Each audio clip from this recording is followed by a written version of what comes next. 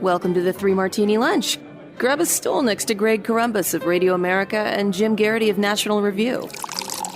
Three Martinis coming up. So glad to have you with us for the Wednesday edition of the Three Martini Lunch. Jim Garrity is away today, and in his place, we're happy to have Inez Stepman of the Independent Women's Forum. Inez, let's begin with the first one, and it got a lot of attention yesterday. And Elon Musk, officially no longer head of the Department of Government Efficiency, although we keep hearing that he's going to have an ongoing role of some sort. But he is not happy with the Republicans' efforts to restrain and cut spending.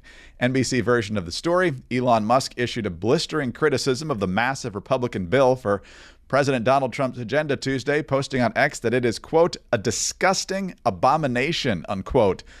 He says, I'm sorry, but I just can't stand it anymore. This massive, outrageous, pork-filled congressional spending bill is a disgusting abomination. Shame on those who voted for it. You know you did wrong. You know it, unquote. So, Inez, there's the ongoing debate with narrow margins, especially in the House. You got to get the best one you can and still get everybody on board, which is what Mike Johnson's argument basically is. Others are saying, no, you've got Republican control of the House, the Senate, the White House. You got to get as aggressive as humanly possible here. And people are calling on the Senate to do that, which is never a very likely thing to happen in the U.S. Senate. My personal favorite part about this, Inez, is that the media has no idea what to do because they hate Trump and Musk both so much that they don't know how to gauge this this divide that's emerging here. But what do you make of Musk's argument, and what do you make of the fact that he's going public here?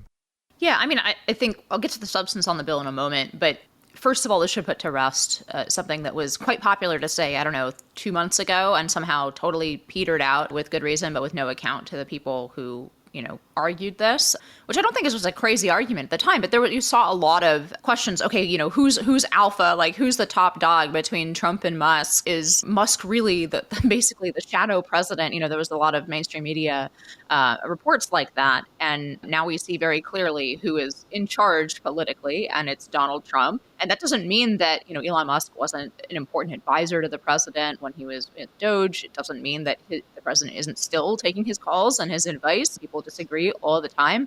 But that whole kind of narrative that was attempted to be spun, where the president was small and Musk was like this billionaire who actually was running the world and the U.S. government at the same time, that should be put to rest right now. But we have a very public disagreement where the president is in one place and Elon Musk is another, and guess who is winning politically, right? So on the substance, look, I think this goes back to, the way that Musk would define the failures of Doge, but I actually think it was very successful, just not on the things that he cared about, right? So if the goal of Doge or the goal of this bill was to cut substantially from the federal government and to substantially reduce the deficit and right our fiscal house, all the things in which I'm in favor of, by the way, then both are failures. This is not the first time a Republican bill has been, a big spending bill. This is not a new phenomenon. There are some attempts to cut and control the deficit in this bill, but I'm very sympathetic to the arguments that they aren't sufficient to the task, right? Part of the reason is because, of course, without substantially touching entitlements, which is very unpopular in the United States and Donald Trump has never been in favor of, it's hard to really change our fiscal trajectory, right? All of those critiques are true on the substance, but I think they kind of miss the point, both on Doge and on this bill. On policy, there are a bunch of really good policies in this bill, forgetting for a moment about how much they end up costing, right? It is a good policy to give more money to the border, to start building a border wall, to enforce our laws at the border. Those are good policy goals. Similarly, right, there's some smaller things in here like an endowment tax, my favorite, that I've mentioned on here a bunch of times, right? There's a 21% endowment tax on universities that have more than $1 billion in endowments in this bill. Like, there are really, really good substantive policy wins in this bill that make me much more in favor of it than previous iterations of Republican bills that I was very critical of, even at the expense of the deficit. And I think Doge is mostly the same way. If you think about Doge as like cutting massive $1 trillion from the budget, then of course it was a failure. But if you think of Doge as highlighting a bunch of programs that were essentially propping up the institutional left with taxpayer money, then I think it's a great success. It's highlighted those programs to the nation. It's cut a lot of those programs, especially when they're not enumerated by congressional, there's no funds earmarked specifically for those programs. It was just a slush fund for the left. So I think it's actually very successful to get rid of that stuff, even if ultimately we still are left with the same big long-term deficit problem. Yeah, it's still $2 trillion a year. And a lot of people are saying it'll get a little bit worse. But obviously, you have to extend the tax cuts. And there's other provisions in there, work requirements for Medicaid, which I think is a step in the right direction. The question is, can you dig into spending? And like you said, neither party wants to touch entitlements. We've been talking about this for 30 years, probably longer than that. I can at least remember for the last 30 years. And nobody wants to touch what's long been called the third rail, whether it's Social Security or Medicare or any of this. And that's why the Democrats are lighting their hair on fire about even the slightest tweaks to Medicaid, the able-bodied adults who should at least be trying to find work, if not actually working, in order to stay eligible for those benefits. And so ultimately, we got this other bill that they're trying to start up now with the DOJ rescissions, making those codified, actually passing those. With these narrow margins, I don't know if it's going to happen, but at least it's a drop in the bucket. So what's your take on, whether we are going to get spending cuts, if not in this bill, because it's limited under reconciliation, but either in the rescissions bill or the appropriations here later in the year? The Republicans always say next time, so I'm definitely leery. But do you think it's actually going to be seriously tried and possibly even accomplished? Well, nobody ever went broke betting against Republicans spending money. So right. I mean, I'm not particularly optimistic that there are going to be serious cuts, in part for all the reasons you just outlined, right? There is a fundamental problem. The U.S. public doesn't support cuts to entitlements or revisions to entitlements that would make them fiscally sustainable. Now, maybe they won't support that. The public won't support that until we hit a fiscal wall, right? Because fundamentally, the way that these entitlements are put together, given the current demographics and the way, like the economic structure of today and the fact that people live much longer and they have many fewer children, like the math does not work for these entitlements. They have to be restructured at some point. I'm kind of given up in a certain sense on this, even though I haven't changed my views about it.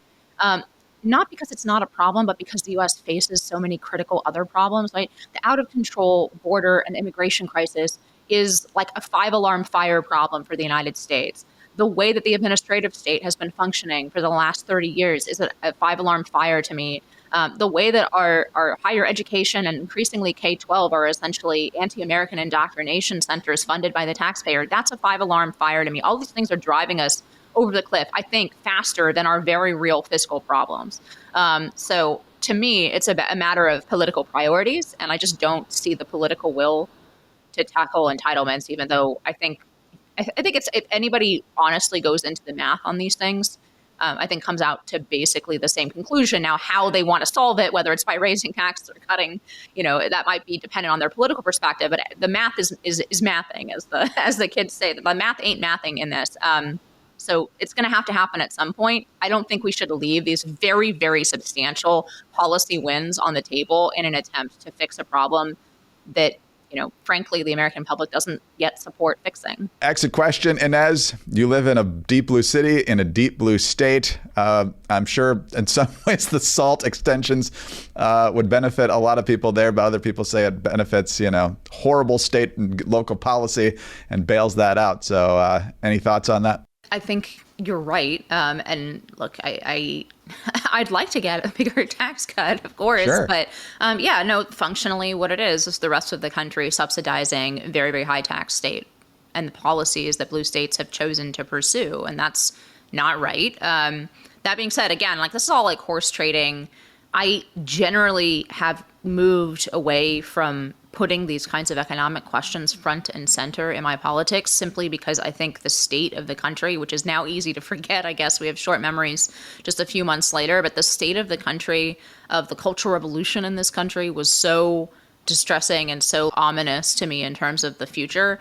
Look, I mean, I'll be very frank. I was preparing for a scenario in which I'd raise my daughter in this country essentially as a dissident, that she would not be able to take advantage of everything America has to offer because her parents have been outspoken on, various issues. I think that was a very possible future for the United States, and now I don't. And so to me, these fiscal questions, although they are important and need to be solved, come second to making sure that, we fully dismantle the institutional left's ability to put us back on the trajectory that we were on, whatever it was 5 months ago. Yeah, a lot to watch here. See what the Senate comes up with. We'll see if they can hammer out a compromise between the House and Senate, but quite a ways to go. Well, as we just discussed, it is not easy to streamline the federal government. Elon Musk is pulling his hair out about it, and many conservatives for many years have done the same. But when it comes to your business, getting the most for your money is also critical. And it's an interesting time for business. Tariffs and trade policies are getting a lot of attention. Supply chains are squeezed and cash flow is tighter than ever. And so if your business cannot adapt in real time, you're going to be in a world of hurt. You need total visibility from global shipments to tariff impacts to real-time cash flow. And that's NetSuite by Oracle, your AI-powered business management suite trusted by more than 41,000 businesses. NetSuite is the #1 cloud ERP for many reasons. It brings accounting, financial management, inventory, and HR into one suite. NetSuite helps you know what's stuck, what it's costing you, and how to pivot fast. Small business experts will tell you, small business owners will tell you, you gotta let these amazing tools from NetSuite by Oracle do the work for you in some of these areas. It frees you up to do what you do best, and that's grow your business. And if your revenues are at least in the 7 figures, you can download the free ebook, Navigating a Global Trade, 3 Insights for Leaders at netsuite.com/martini. That's netsuite.com/martini. All right, Inez, on to our bad martini now. And we've had irresponsible politicians say irresponsible things plenty of times. Chuck Schumer telling Kavanaugh and Gorsuch, don't rule against us on abortion or you're going to reap the whirlwind and that kind of stuff. And there's been plenty of people saying outlandish things for a long time. The latest is Hakeem Jeffries, the Democratic leader in the House of Representatives, the minority leader. He's very upset that people who are in the country illegally, whether they came illegally, whether they overstayed their visas, what have you, he doesn't like the fact that Trump is actually making good on his effort to remove these people. And so he's also not happy at all with ICE, Immigration and Customs Enforcement, and the people who are covering their faces so they don't become targets for left-wing nut jobs by doing their jobs. And here's what Hakeem Jeffries has in mind in terms of those people. Every single ICE agent who's engaged in this aggressive overreach and are trying to hide their identities from the American people will be unsuccessful in doing that. This is America. This is not the Soviet Union. We're not behind the Iron Curtain. This is not the 1930s. And every single one of them, no matter what it takes, no matter how long it takes, will, of course, be identified. That sounds way more scary than what the Trump administration is doing. And as your family has ties behind the Iron Curtain, I'm guessing you don't quite see the same parallel that Hakeem Jeffries does here. No, of course not. And these are the sort of tactics that we have come to expect from the left. But let's be clear, it's not just the leftist crazies that are the reason that these law enforcement officers are often hiding their faces. It's also that you're going after deporting cartel members, for example, right? So this is the same problem with police officers when they do, work against the mob, for example.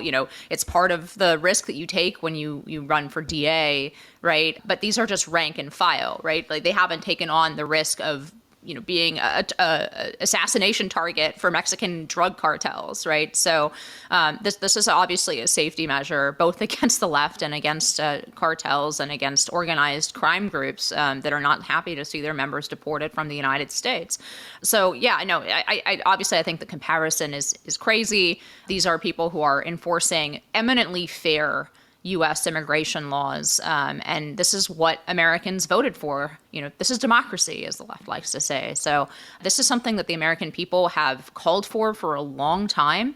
And by the way, it says something about our politics, something broken about our politics until this moment, that it took this long to happen, because this is exactly the kind of sustained majority, very clear expression of the voters' will that the founders were not trying to stymie, right? We're talking about 30, 40 years of sustained large majorities who say, please get this immigration problem under control. Please get, people who are illegally here and committing crimes in this country deported to their home countries. This is really affecting my quality of life. I see these people, all over the United States, in big cities, small towns, everywhere. This problem is affecting Americans, and they've been saying to their politicians, please do something about this. There are laws on the books to do something about it. Please do something about it. And for 30 to 40 years, our political system did not respond to that sustained will of the people. So sorry, this is democracy, not the Soviet Union. This is exactly what should be happening. It's always fascinating, Inez, when it's a whistleblower in a Republican administration.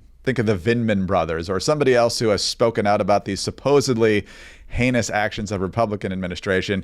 If you attack them, or you're attacking even people in a Democratic administration, these are noble public servants. How dare you try to besmirch their integrity and reputation? But people who are simply enforcing laws during a Republican administration are suddenly jackbooted thugs from a communist regime. It's quite the contrast. Yeah, well, I mean, what would we expect? But it is interesting that the sort of the street left, the large protests have been ineffective or not as crazy as they have been, let's say, in 2020 or even in 2022. It seems like the street organized left is kind of quiet, but what you do have are these singular crazies, you know, whether they're overstays, visa overstays in Boulder, or whether they are like domestically homegrown, like crazy left-wing violent people who are executing violent acts on behalf of that ideology. But it does seem to be more isolated, both more radical and more isolated in the same time, right? Like, I don't know what your impression is of this, Greg, but I expected more organized street protest. It really does seem either that they're demoralized in some way, or that the Democratic Party has much more control over those street protests, that the political consultants and backrooms actually do have much more control over those mass street protests than they claim to have, because obviously I don't think that would help the Democratic Party right now. So yeah, it's kind of interesting how they've faded out and have been replaced by these single violent actors. There's nothing organic about these immediate, immense left-wing protests that show up, whether it's gun control or the Women's March and these other things. But it's fascinating to watch. You know, they tried these anti-Musk rallies in different cities around the country, but I don't think they really accomplished what they were hoping to. Their turnout wasn't fantastic. And so, yeah, I'm they're not saying there's been nothing. Obviously, there have been violent acts against Teslas and like that. There were some attempts to make these protests. I know AOC and Bernie went around on their oligarchy, anti-oligarchy tour, right? And they do seem to have managed to damage Musk's companies. But compared to what we saw a few years ago, I don't know if your impression is the same. It just seems somewhat muted. Oh, no. Compared to the beginning of the first Trump administration, I mean, they were in the streets en masse after just about everything.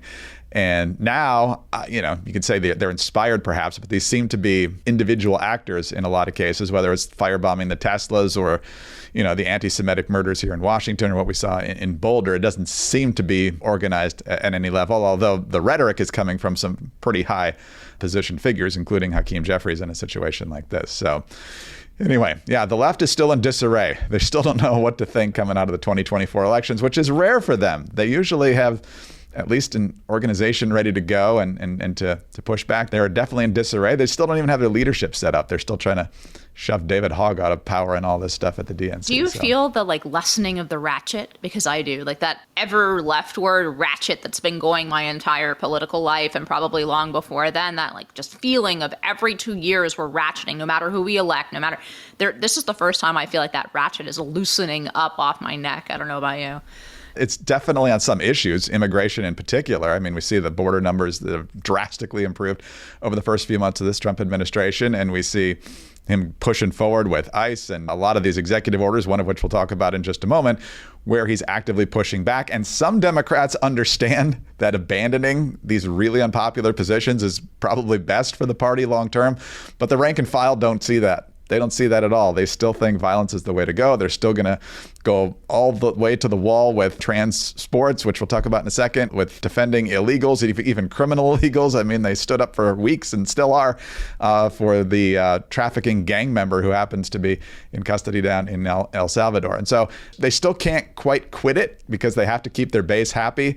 But deep down, I think they realize they made a lot of mistakes by getting way too far left on these issues. So they're trying to dial it back, but their base won't let them. So it's kind of fun to watch. Well, as we get older, we see the same irresponsible rhetoric from the left. And as we get older, we also see some things in the mirror that we're not too happy about sometimes. And if you need help with that, particularly if you're a guy, Caldera Lab is here for you. Caldera Lab's high-performance skincare is made just for men. It's simple, effective, and science-based. In fact, in a consumer study, 100%, that's pretty good, 100% saw smoother, healthier skin, and more than 90% noticed better hydration and a more youthful look. And they don't release a product unless it delivers. This has been formulated for men. It's tested and trusted. Every formula takes years to develop, and nothing, again, launches unless it works. It won't clog your pores.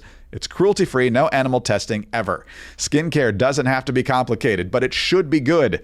Upgrade your routine with Caldera Lab and see the difference for yourself. Go to calderalab.com/3ml and use 3ml at checkout for 20% off your first order.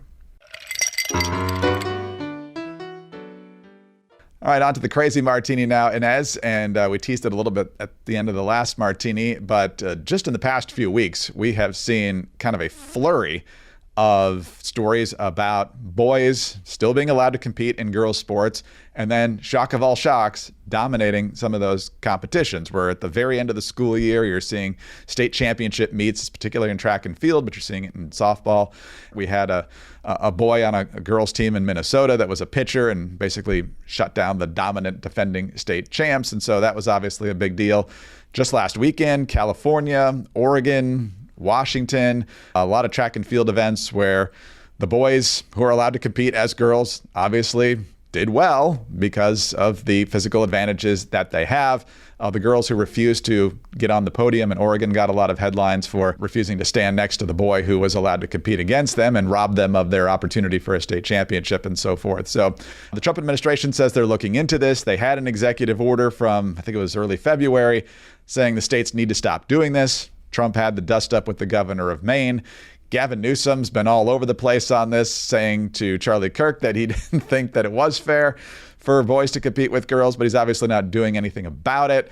So the blue states are resisting, clenched fist. Inez, what's going to be the fallout here? Yeah, well, first of all, the Trump administration came out with a strong response to this. There will be federal responses to this. Look, actually, there's a very good argument, just like on race discrimination, that our civil rights laws, including Title IX, prevent federal money from going to places that discriminate against girls. And what could be more discrimination that actually affects girls' ability to enjoy the opportunities placed before them by their educations, including sports. That's what Title IX is about. Then by allowing them to compete against men who then take their scholarships, their medals, and their, the self-respect of being able to declare I'm the best, right? This is not a small issue. I know that the left's response has been, oh, well, there's what I think somebody said there's 9 of these athletes in the whole country. No, they're not. We see it every single weekend. We see it every single week in blue states. I would say this highlights how important it is. I was talking about that ratchet coming off. And look, I think it's very important that there's been a quote unquote vibe shift, right? And I think that is very real and has consequences, but it has to be codified in law. It is absolutely necessary, both on the federal and the state level, to define sex in law. My organization, IW, does a lot of work on this in the states. We needed to codify what our civil rights laws mean with regard to sex. And we need Congress to do that. Otherwise, the next Democratic administration can once again redefine sex. There's a bill in Congress to do that, to define sex in Title IX. These are really, really necessary steps to codify this victory, because I think it is a victory. I think now there is a dam breaking. People, the 80% of people who are willing to see what's in front of their face all agree that this is wrong. You have Democrats dissembling about how it's not important, but very few people, other than a very, very ideologically dedicated minority, are willing to actually defend it. So I do think there's been a cultural victory, but it really needs to be codified into a policy and legal victory, or it will not stand. No, I think that's a good point. And we should point out that that legislation has passed the House with 0 Democratic votes, and it got blocked with a filibuster in the Senate because 0 Democrats voted for it. And so the Democrats are still in lockstep on this. They think this is where they have to be for their base. But you're right about the issue. It's one of those, we always say 80-20. I don't know exactly what the numbers are, but a lot of different people, particularly those who saw the shift in black men voting for Donald Trump this year. It was that ad with Kamala Harris on camera talking about how she strongly supports taxpayer-funded gender reassignment surgeries for prisoners and illegals and this sort of thing. And so people saw that. I'm like, how extreme can you be? I don't know how many votes she lost because of that, but there's a lot of people who think that was a pretty significant part of the campaign. Yeah, I want to just double down on something that you said, right? You pointed out that all Democrats in the House voted against basically excluding men from women's sports, and that once again, Democrats are holding that bill hostage in the Senate because Democrats will not vote to exclude men from women's sports. One, Republicans need to keep banging them over the head with this as long as they allow it as an issue to use against them. But the second thing is, like, once again, the difference between vibes and policy, right? A lot of those people who voted against this bill are out there softening their language on this issue, right? They're down, like I said, they're downplaying it. They're like, this isn't one of the most important issues. Yes, we agree girls should be able to fully compete and fairly compete, comma, let's move on, right? And yet they are still voting against the legislation today, not, 2 years ago, today, that would codify that, because it is rhetorical. It's a rhetorical retreat in face of overwhelming cultural consensus at this point against them. But they have not retreated one iota from the actual policy and legislation. And you can bet that if Democrats gain power again, they will not need to pass anything through Congress. Their way of doing this is just by reinterpreting and ludicrously reinterpreting a bunch of words to mean what they don't mean in the law. So this really needs to be codified. Very well said. And if I can call out one Democrat in particular, it's Seth Moulton from Massachusetts, who has consistently voted against this legislation. Yet after the Democrats got beat for the House, Senate, and White House last year, he was kind of doing that post-mortem election thing, saying, well, you know what? I'm not comfortable with my daughter playing against boys either. Our party has gotten way too radical on this issue. But when he has the chance to vote on this issue again in 2025, he's still a no. Nothing's changed, just the words. Inez, always great to have you with us. We'll actually have you once again next week, so we look forward to that. Appreciate your time. Thanks. It's always great to be here. Inez Stepman of the Independent Women's Forum, in for Jim Garrity today. Jim will be back on Thursday. Please subscribe to the 3 Martini Lunch podcast if you don't already. Please tell a friend to do so as well. We'd love to have them listening. Thanks also for your 5-star ratings and your kind reviews. Please keep those coming. Get us on your home devices. All you have to say is play 3 Martini Lunch podcast. Follow all three of us on X. Inez is at Inez Felcher. Jim is at Jim Garrity. I'm at Greg Corombos. Have a terrific Wednesday and join us again on Thursday for the next 3 Martini Lunch.